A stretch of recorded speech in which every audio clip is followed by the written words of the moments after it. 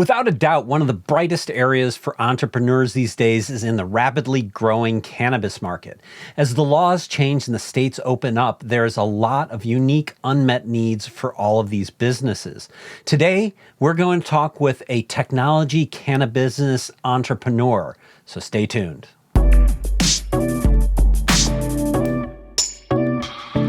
Hey everybody, this is Chris Brandt here with Sandesh Patel. Welcome to another FUTR podcast. Today we're talking with Vanessa Gabriel, CEO of DropDelivery, which provides order and delivery services to the cannabis industry. The challenges in this industry are more complex than you might think, and beyond all of the regulatory issues, it is also an all-cash business, which adds logistical and safety issues to an already tricky process. So let's talk to Vanessa about what it is like to be an entrepreneur in this space, what opportunities she sees, and have her tell us how DropDelivery works. Welcome, Vanessa. Thanks, Chris and Sandesh. So happy to be here and to share our story. Well, excited to have you here. I mean, we were just talking before we started that this is a very timely thing going on with what changes that are happening in New York. The governor of Illinois recently talked about adding in delivery services, and I think a lot of things are going your way. But before we dig in into all that, how about you tell us about yourself and how you got into this business? So my start in cannabis actually was with a previous startup that me and my co-founders that I work with at Drop today started back in 2017, and it was on the opposite side of the spectrum for cannabis. It was order ahead and pick up for dispensaries. We had nothing for delivery at that time, but my co-founder and CTO, Mark, he was living here in LA and was going to a local dispensary and was waiting in a really long line. And he was like, I wish I could just use an app, place my order for pickup, and skip the line. And we were like, why doesn't this exist for cannabis? I could do this in many other industries, especially for like restaurants and food. And so that gave birth to our first startup in the cannabis space, which was Greenlight. Mm-hmm. So essentially, you could find local dispensaries in your area, place your order for pickup. Once you arrive at the dispensary, skip the line, all while earning loyalty points and rewards for your purchases. So really digitalizing that reward flow as well. We launched it when cannabis rec use was legalized here in California, and it quickly took off, back in 2017, 2018. And we were acquired shortly after by a publicly traded cannabis company, and wanted to just take everything that we learned and continue building at the core of who we are as a team. We love tech and we love building technology. And when we, decided to focus on order ahead and pickup at the time with Greenlight, we still saw so much opportunity in the cannabis space for technology to really modernize the experience, not only for business owners, but for consumers as well. And so the next big idea was like, okay, what's out there for delivery? And so upon doing research, we realized that, there really was no modern type of experience, not only for consumers, but for business owners as well. And on the business side of things, these owners were using such a fragmented software stack. They were using POS and inventory management software over here, SMS marketing over here, last mile logistics. And so we were like, all of this creates a ton of problems. One being, you're working with multiple support teams, you're getting onboarded multiple times, you're probably paying for the most basic subscription at all of these, which all add up at the end of the day.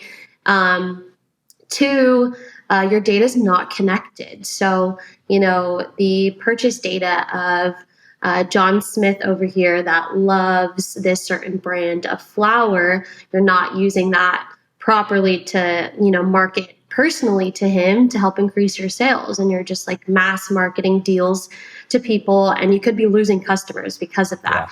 We just had this insane idea of building an all-in-one delivery management solution that would encompass all of these different pieces into one platform. So e-commerce, last mile logistics, POS and inventory, SMS marketing, and digital loyalty and rewards. You're a serial cannabis entrepreneur here, right?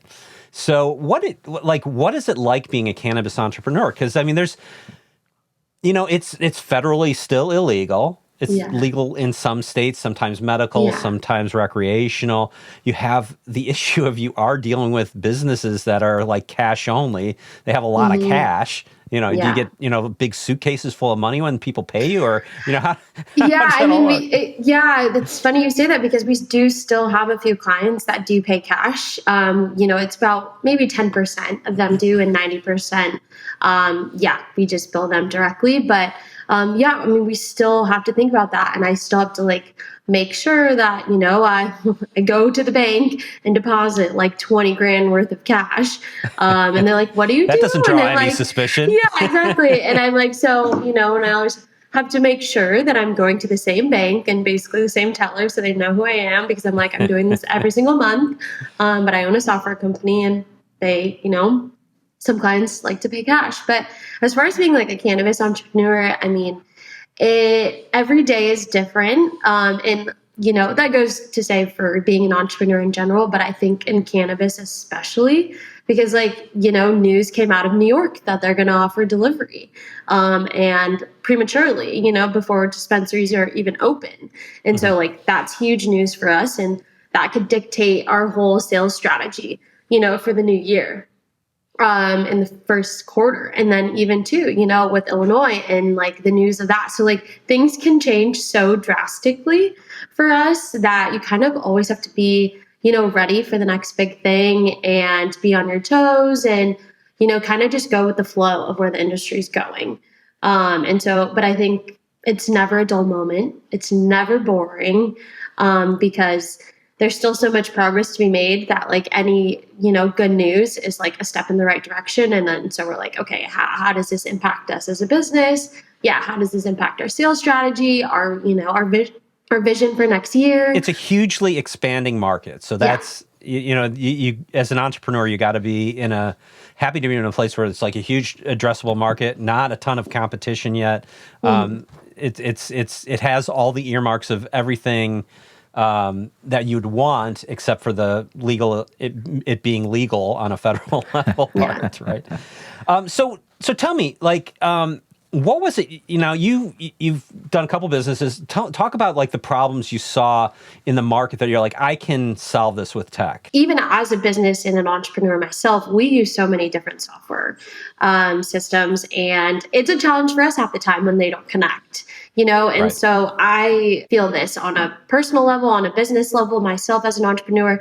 And so especially when it comes to delivery, and that being just a standard in so many industries, and then, for cannabis to be a little bit behind, there was just so much opportunity for us to be oh my gosh, if we just put this all together, have them use one platform to run their operations on a daily basis, there is so much room for efficiency, and they could make more money. They could be managing less. They could automate, a bunch of their daily tasks. And so for us, it's already a hard business for these business owners in general, in cannabis, because, taxes and everything being so high, depending on, what state you're operating in, that we were we want to really just help these businesses basically deliver more and manage less. That's kind of one of our slogans at the end of the day. Every state's got its own regulatory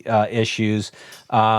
And every state's different in terms of, the people. And then you've got, it's a mix of people in the business. I mean, you have some, historically, displaced communities, from the, cannabis, the history of cannabis, getting into it. You have, just guys who used to be growing it in their backyard are now, cannabis moguls. And then you've got, big corporate interests as well coming into the whole thing. So you've got a range of customer bases and different levels of sophistication of, businesses. I mean, that's got to be really interesting. We see it all, from, a mom and pop that's only a few people on their staff to, an enterprise level where they have tens and tens and tens of, staff members. So it's really interesting, but I think it's really cool that Drop can be used for any size business, whether you're just starting out or, you have your operations locked in and you just want to be even better and, be able to deliver more at the end of the day. And so I think, we've worked really hard to make sure that we can service any size type of client. But our bread and butter is really SMBs and really helping them to operate as if they were their own Amazon at the end of the day, or really operate on that higher level with technology that is affordable. That, some of these bigger enterprises, have been doing for the past few years, and that's why they're so successful. And so, really giving access through technology, a better way to run your business and to help you make more money. I don't think a lot of people understand the complexities of the cannabis business. Yeah. I mean, because it's so regulated and it has to be tracked from, putting the seed in the ground, to growing it and to delivering it. And then, there's restrictions around marketing it and all these things. Yeah. And then, like we mentioned, it's a cash business, which, I know Sandesh is an all cash business too, but that's a whole nother thing. There's a lot of complexities that you have to deal with that I don't think a lot of people are familiar with.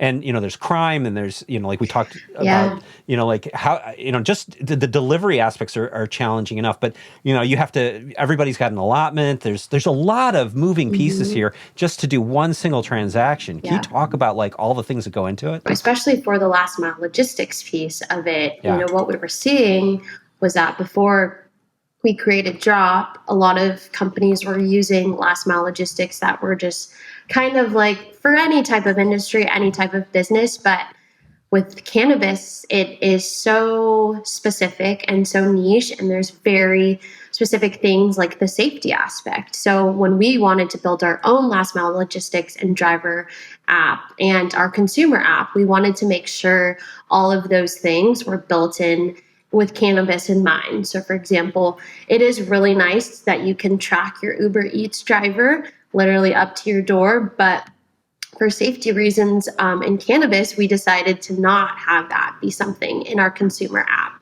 You still get timely updates of when your driver is expected to arrive or when they do arrive, but there is no live tracking just for the safety of that driver. And, them having a bunch of cash in their car potentially, or even a lot of product and inventory. Like, for example, in California, they are allowed to carry inventory in their car up to a certain monetary amount. And so, that's like one thing that is very specific to cannabis that, some of these other last mile logistic platforms just don't have built out because, they're servicing all types of industries. And I know, like, for example, because there's limits on how much a person can buy. So you can't go from one dispensary to another dispensary and just load up. So all those purchases have to be tracked back to a central authority that can allow for that amount too. Exactly. So like, for example, here in California, we're integrated with Metric. So, our clients that are using our software, everything gets reported to Metric, directly, which is, way easier for them. But yes, like you said, from them getting that inventory into their business to someone actually purchasing that and all of that info going back up and, to the reporting agency. And even to, another specific example is, if a driver got pulled over by law enforcement, and law enforcement. I smell weed in the car. Yeah, it's like, okay, you need to show me everything. I need an audited list of, the inventory in your car, where you've been, etc. Like, we had to think about those things and build all of those things in super easy for them to be like, this is everything you need. Take a look, Right. And so, as a food driver, like anybody can sign up and be an Uber Eats driver and it literally doesn't matter. And, but even in California too, like you can't be a 1099 contractor as a delivery driver for a cannabis company. You must be employed by the cannabis company. So like, with all these talks of Uber Eats and Postmates or, like Amazon, potentially delivering cannabis at some point, there is that HR hurdle as well. to address, because there are just different employment laws around cannabis companies too. You should go the other way, because, they got to have all these W-2 employees. Uber employees are really struggling anyways. You could have the W-2 employees deliver the weed, and on the way they go and they pick up a bag of Doritos and some donuts. Yeah. Whatever. I mean, even too, I just think like it will be really interesting. Like, I don't know, will I at some point be able to pick up my cannabis from a locker at my local Whole Foods? Like, is that something that's going to happen in the future? Or will Amazon get into your business? That's where we believe in, really empowering SMBs to really be their own Amazon at the end of the day. And but even too, like with New York, with this news that just came out, they said they are going to allow scooters or bikes to deliver. And that was one thing that I was like, is that actually going to be a thing? Because in New York, that's how deliveries, are made all around the city. Yeah, you can't drive it around. No. Well, and I'll say one thing is like, I can't even believe that there aren't dispensaries really in New York yet. Because if you go to New York, it's like the whole Manhattan is just like a cloud of weed right now. Sandesh, wouldn't you agree? Oh my God. We were just there recently, and it's just like everywhere. It felt like I was in San Francisco, or even like, I don't even know. But it we was were even in San worse Francisco than a that. couple of weeks before that, and it wasn't bad. It wasn't bad in at San all. Francisco. Yeah. New Yeah, York, so like- it's like, oh my God, all I do is weed everywhere. Yeah. Everywhere, constantly. It's like being sold in bodegas and stuff, and like people on the corner. Like, it is pretty wild. And so I think that's why it's like, let's get these regs official and out, and so we can. I think all of New York has a contact high right now. Oh my God, just hotbox the city. The city has been officially hotboxed. The restaurants are doing really well though, so that's good. A lot of eating going on. Yeah. Tell me a little bit about how drop delivery works. I mean, like you've got several different modules. Yes. You sell the different pieces of the supply chain. Talk a little bit about like what goes into it. So say that you just got your license to deliver cannabis in whatever state that you got approved in, and you wanted to be able to make that delivery happen. So for us, we provide basically the POS and inventory tracking, so you can have all your products uploaded into our software and connected to whatever your regulatory system is in your state. And then two, you can have all your drivers and manage them. So you have a dispatch and a driver app specifically for your drivers. So they get an app, and then you can manage all your drivers from the dispatch. And then two, your consumers. So your customers can shop online or via app, whichever they prefer. We obviously offer both.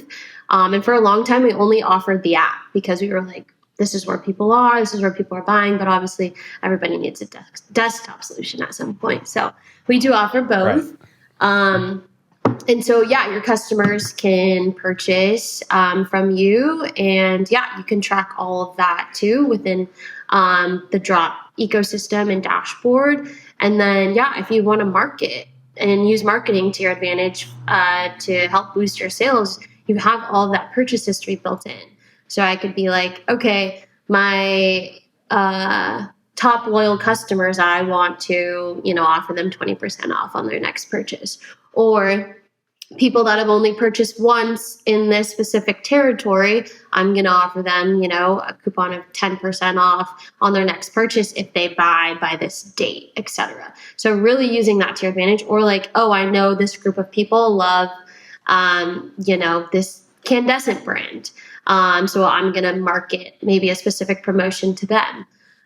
Even too, we have stuff like automated marketing promotions where it's like, okay, you can set it up. You can have a happy hour.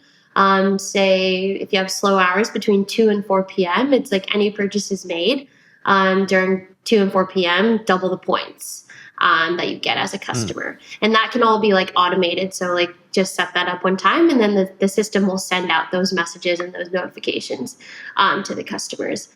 And then all the digital loyalty and rewards basically built in to really use that advantage. So, building all these retention tools in, it's not just about first time, customers coming in and getting more people coming in. It's about keeping them coming back what I really like is that, you guys aren't a group of like stoners who just got together and like, hey, let's get into the cannabis business, right? Like you actually know what you're talking about.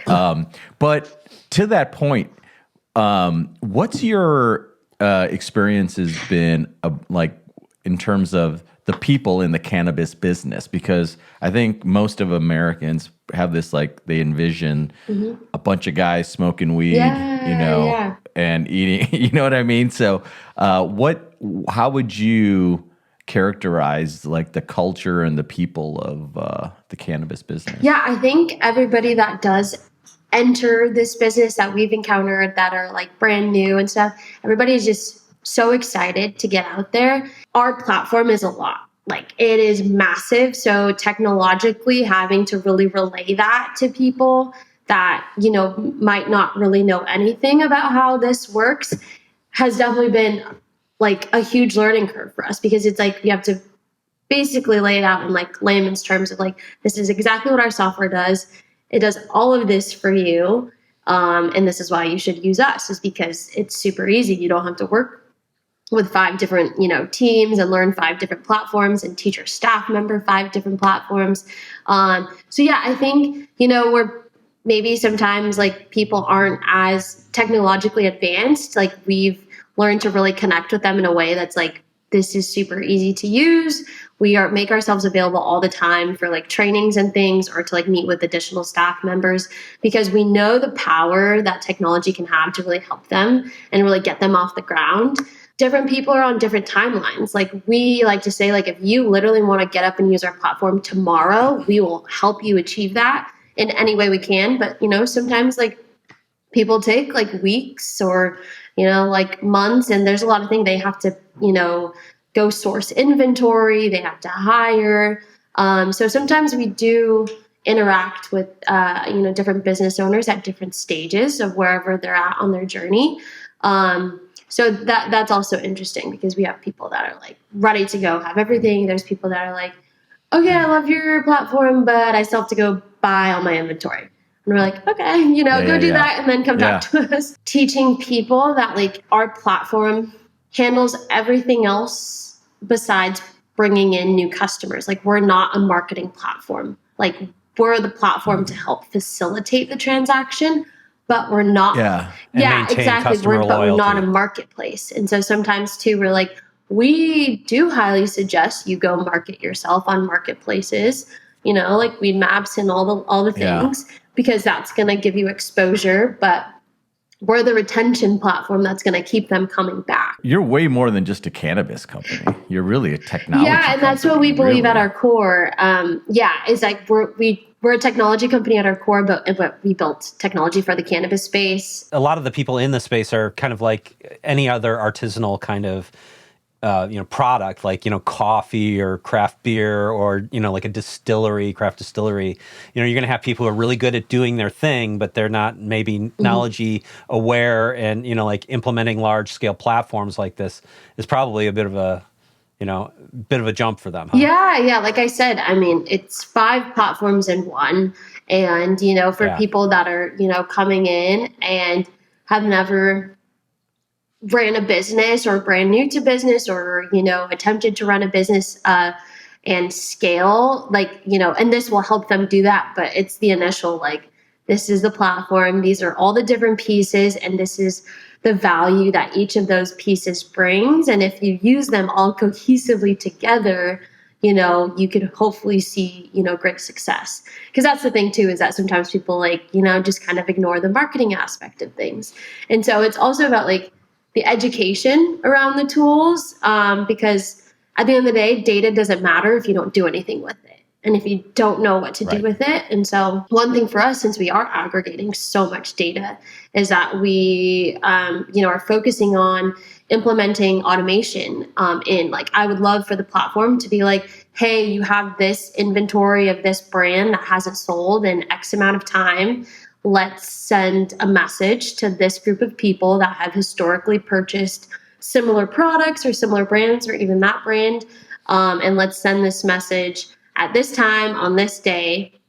And that literally all the business owner has to do is like say yes or no, or click yes or no. Like, I would love for the platform to think about that and like have its own brain to do that, to really help these business owners. Yeah, because I mean, this is a business that has spoilage, right? So you do have to like go like, hey, we're reaching the end of the shelf life of this product. We got to move it or lose it, right? Exactly. And sometimes, data is overwhelming and these people are already dealing with so much with running a business. So that's really the goal for, the platform to eventually evolve into that, where automation, it helps them, achieve like 90% of their success. Yeah, I know we had on Zachary Zeiss here in Chicago, who's started Dispensary 33, which is one of the earliest and largest dispensaries here. And I know like in early days, he was really struggling to put all these pieces together, right?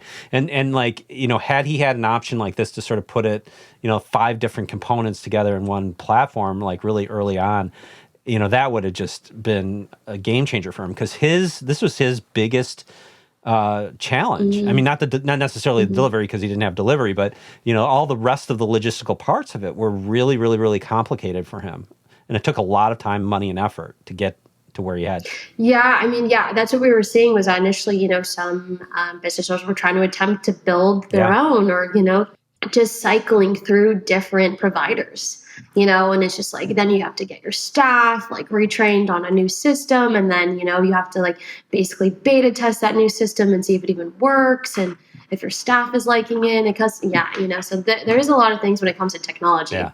And we really try and focus on, reducing churn, and most of our clients stay, and we have clients from our beta back in 2019 that are still with us today. Where do you think that we are at in terms of delivering cannabis is just going to be a routine daily thing? Like, are we in the early stages? We want to know if we're going to get as many cannabis packages on our doorstep as we get Amazon packages on our doorstep.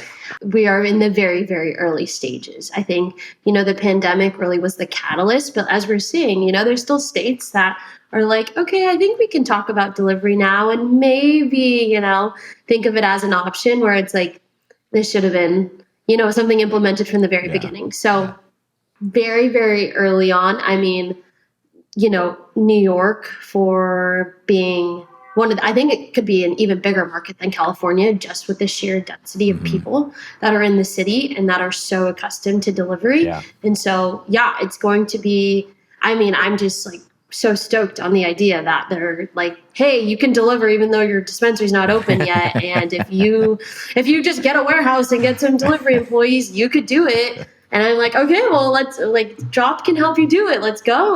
Let's do this. I think very, very in infancy stages. And I think too, obviously with potential federal legalization on the horizon at some point, it's like with Drop, we're just preparing, for that massive scale of when delivery is going to be everywhere. And we're hopefully going to be the proven tried and true solution that can be for everyone. Well, I think the thing that'll really make it all jump is when they get the banking sorted out. Like a Safe Banking Act. Yeah, exactly. Because you don't even have to legalize it at that point. I mean, you do, but at least if you can have banking, because I know people in the business are getting dropped by banks left and right, credit cards, even if it's a business that's sort of tangential to it, sometimes, credit card brands are just like, nope. You just see this even in for example, I'm crowdfunding right now, and escrow companies that, are helping facilitate the payment transactions from investor to us,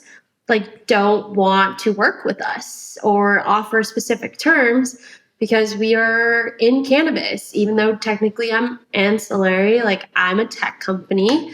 And so, even things like that is just, it would make a world of a difference. Well, let's talk about that. Because I think that's a really interesting piece of it. You are in the process of spinning up a big crowdfunding campaign right now, right? Yeah, this is our second Reg CF raise. We had one in the summer of 2020 for the first time, and it was really successful. And I had tried all of the traditional routes, VCs, private investors, angel investors, family, groups and things like that. But for some reason, it just never worked out. And so with crowdfunding, I really connected with it. because it was like anybody could invest. People that look like me and you guys, and if you believe in something and you believe in their vision and where they're going and you want to be a part of it, to help make that vision come true, then like you can. And so that's something that I really liked. And yeah, out of that first raise, we have over 1,900 shareholders across the US, which is really cool. And I mean, that helped fund us the past few years to really get to where we are, which has been awesome. And so, yeah, for our next fundraising round, we decided to choose crowdfunding again. What was the platform again? We're on Republic. Republic, right now. okay.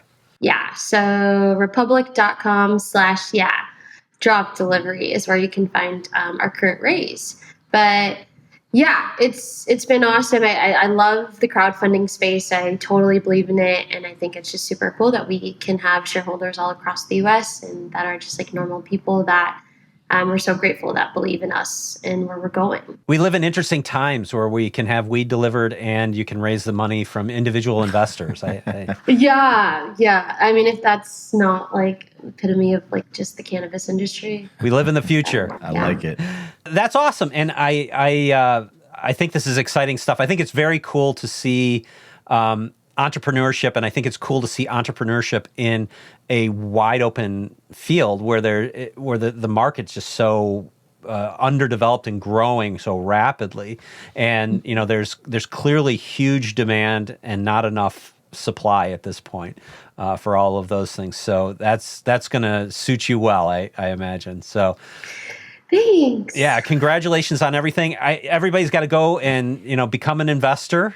Then you can or even, like honestly sharing it, sharing our page, even checking it out. I mean, literally any support is like greatly appreciated. I know like not everyone can invest and that's like totally okay. And so like even following us on LinkedIn or sharing our page, like anything is super helpful. And then you can go on your LinkedIn page and say cannabis entrepreneur, if you don't need to crowdfunding campaign.